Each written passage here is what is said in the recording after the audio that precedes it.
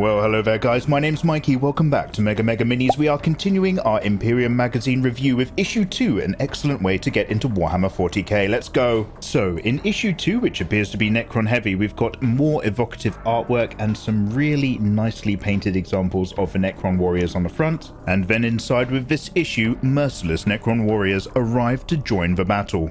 You will learn about the Necrons of the Zarakan dynasty and their ultramarine foes before building your new models and applying the first of many paints to your forces of terrifying Necron androids. Happy hobbying.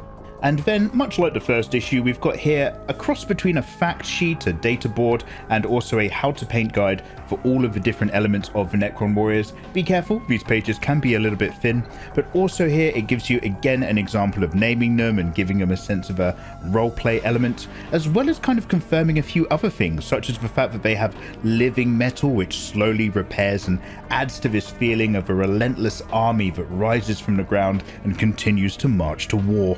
And another thing of note, it starts to tell you about the different dynasties and noble houses where these Necrons are coming out of their slumber, but they're also fighting each other as much as anybody else because they sort of blame the Silent King for their entombment over the millennia. As well as one other just interesting thing about the Imperium of Man here.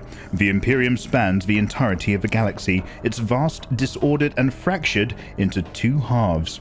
So I wonder if this fracturing of the two halves is something to do with the Primaris Space Marines that started kicking off a few years before I've started taking a look back into the hobby. And then we've got a little bit more of our nice good boys, the Ultramarines, the Warriors of Macragge.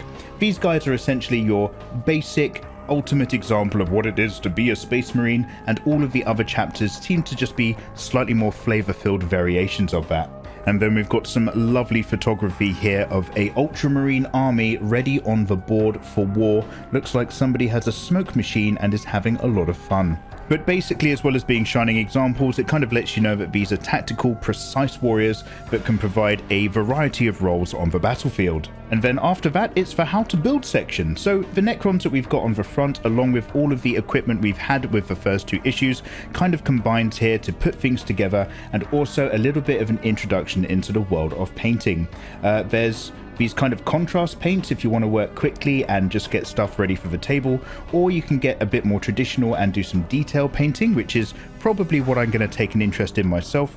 And really it's just a very basic guide here for putting a thin wash of the Rune Lord brass onto our Necron Warriors so that they're going to start to build up their look and their shine, and I'm assuming build up issue by issue with various paint colors and layers to really thicken things out. So what I went ahead and did is followed this guide for just one of our Necron Warriors at the moment. When it comes to something more detailed like the Royal Warden, I'm probably going to take my time when I've got a bit more of a hand into painting itself. And then at the end of this issue, we've got ourselves another combat scenario. This time we've got our Primaris Lieutenant that we previously unboxed fighting against 3 Necrons, still using the battle board that's provided and giving us a slightly different scenario, still centered around having to stop these monsters from awakening more of their army from their tombs. And then at the end, just some encouragement to make sure that you are subscribed, as well as giving you a sneak peek into the fact we're going to be getting more Ultramarines down the line, and some more Scorpec Destroyer Necrons this time, with a couple of additional paints, which we're just going to kind of roll into with our own models and see week by week, issue by issue, how they build up. So overall, in a nutshell, yeah, I'd say that this is actually a much better way to get into Warhammer than the Getting Started book, as mentioned before. It gives you some bits, some dice, some characters, some things to paint, some rules, and you can just crack on and get a full feeling for the game. So thank you very much for watching. I hope you've clicked that subscribe button, and I'll see you for more next time. Take care. I like shortbread and breath mints. Nom nom nom. Imperium Magazine gets 10 out of 10. Lovely. Okay, back to work, everybody.